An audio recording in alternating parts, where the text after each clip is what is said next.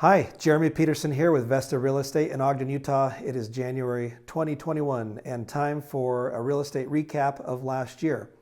So 2020 was a very strange year for so many different reasons, and it was no different in the real estate market.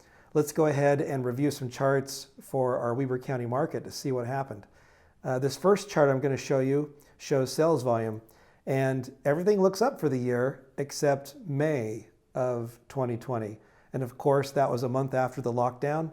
People weren't shopping very much during the lockdown, understandably, and so that it takes a month to close on a home loan. And so all those closings that didn't happen were delayed into May.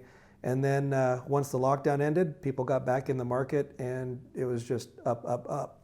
So the next chart I want to show you is our days on market. And this is where we start to see, hey, look, it looks like the charts are broken because there's this normal cyclical up and down that happens with homes taking longer to sell in the winter months. Well, that didn't happen this year. In 2020, we stayed at 6 days average on market for the last 3 months of the year, which is really incredible when you think about it. And that doesn't show any signs of abating moving here into January. So we're going to watch this closely and see what happens, if there might be anything to change the market dynamic. So far, there doesn't appear to be anything on the horizon to do that. So the next chart I want to show you is our inflation-adjusted house prices. And this is based off price per square foot, and we factor in inflation in all of these figures.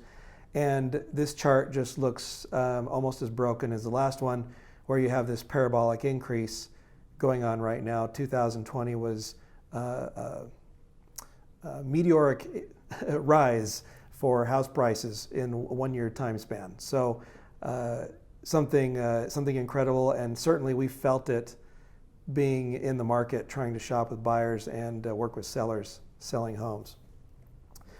The next chart is a new one that I put together. This shows the annualized increase in price per square foot, and this shows you the rate of increase on an annualized basis. And you can see here, this is the entire history of Weber County. This is all MLS data.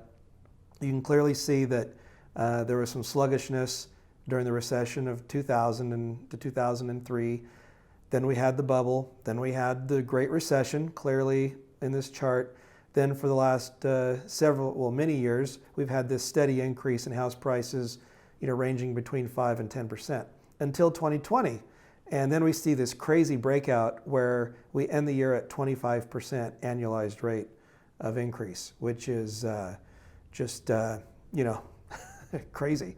So let's talk a little bit about affordability and what's happening in the market with affordability. So this is a chart, since it goes back to 2012, shows inflation-adjusted mortgage payments. And so we get mortgage payments from our house prices, and then and we factor in some inflation there. And this chart shows that there was clearly a peak in affordability, meaning that things were most expensive in November of 2018.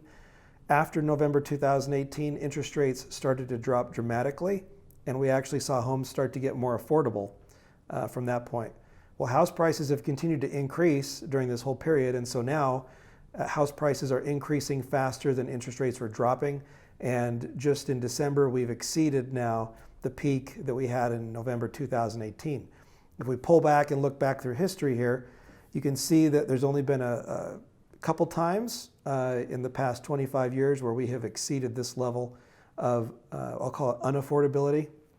And so we're going to want to watch this closely and see what impacts affordability moving forward. Interest rates can't really go a whole lot lower.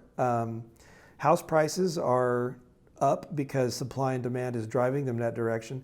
The only thing I see affecting this affordability might be inflation creeping in. If wages increase because we have inflation, then suddenly things start to become more affordable. And the tea leaves are indicating that we will probably see some significant inflation moving into the end of 2021 and 2022. So these are slow cycles, obviously. This goes back a long time. So we will probably see the market start to shift once inflation kicks in, and there might be some moderation in house prices during that time too. So if you're a buyer in this market, I am so sorry. It is painful and difficult and frustrating. My heart is broken for you. If you're a seller, there's some great things to talk about, and I'd love to talk to you about them. So give me a call. We'll talk to you soon.